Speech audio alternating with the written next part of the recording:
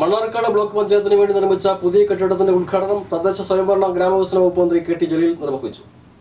Block പഞ്ചായത്തിന്റെ ശോചനീയാവസ്ഥ പരിഹരിക്കുന്നതിന്റെ ഭാഗമായി block പഞ്ചായത്തിന്റെ തനത് ഫണ്ട് ഉപയോഗിച്ചുകൊണ്ട് നിർമ്മിച്ച ബ്ലോക്ക് ഓഫീസ് കെട്ടിടത്തിന്റെ ഉദ്ഘാടനമാണ് മന്ത്രി കെ ടി ജലീൽ നിർവഹിച്ചത്.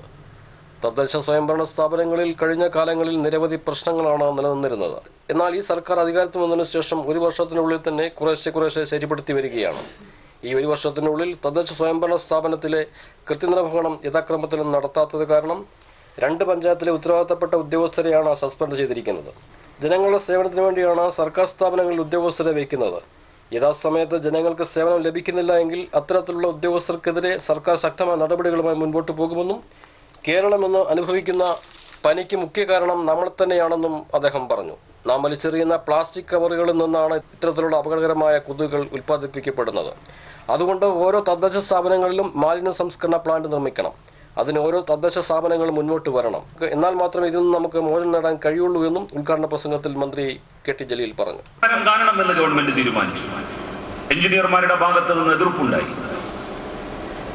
അതിനെ വകവെക്കാതെ തന്നെ ജൂൺ 1 മുതൽ എഞ്ചിനീയർമാരുടെ ശമ്പളം ബന്ധപ്പെട്ട തദ്ദേശ സ്ഥാപനങ്ങളിലെ ജീവനക്കാർക്ക് ലഭിക്കുന്നത് പോലെ അതത് തദ്ദേശ സ്ഥാപനങ്ങളിൽ നിന്നാകും ലഭിക്കുക എന്ന് പറഞ്ഞുകൊണ്ടുള്ള ഉത്തരവ് പുറപ്പെടുവിച്ചു.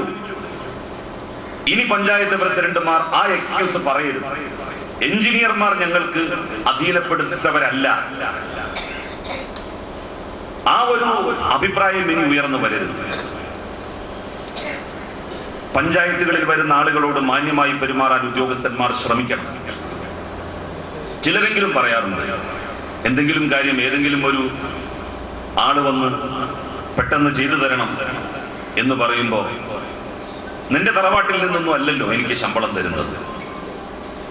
ഈ നാട്ടിലെ ഓരോ സാധാരണക്കാരന്റെയും തറവാട്ടിൽ നിന്ന് തന്നെയാണ് ഈ നാട്ടിലെ ജീവനക്കാർക്കും മന്ത്രിമാർക്കും ജനപ്രതിനിധികൾക്കുമുള്ള ഓണറേറിയം ഉൾപ്പെടെ ശമ്പളമെല്ലാം നൽകുന്നത് എന്നുള്ള ബോധ്യം ഓരോ ജീവനക്കാരനും വേണം, ഓരോ ജനപ്രതിനിധിക്കും വേണം. ഈ നാട്ടിലെ ജനങ്ങളുടെ നികുതി പണമാണ് ശമ്പളമായിട്ട് ഉദ്യോഗസ്ഥന്മാർക്ക് കിട്ടുന്നത്.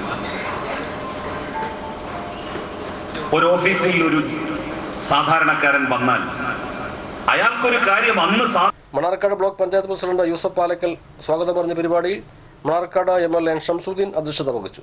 Ottapalam MLA P Unni, Kongad MLA K V Vijayadas, മുൻ ഡെപ്യൂട്ടി സ്പീക്കർ ജോസ് ബേബി, മുൻ MLA Kalathil Abdulla, Sreekrishnapuram block panchayat president P Aravindakshan, Mannarkkad municipality chairperson MK Zubaida, മറ്റ് ഗ്രാമപഞ്ചായത്ത് പ്രസിഡന്റുമാരും ജനപ്രതിനിധികളും പരിപാടിയിൽ പങ്കെടുത്ത് പ്രസംഗിച്ചു. NCV news Mannarkkad.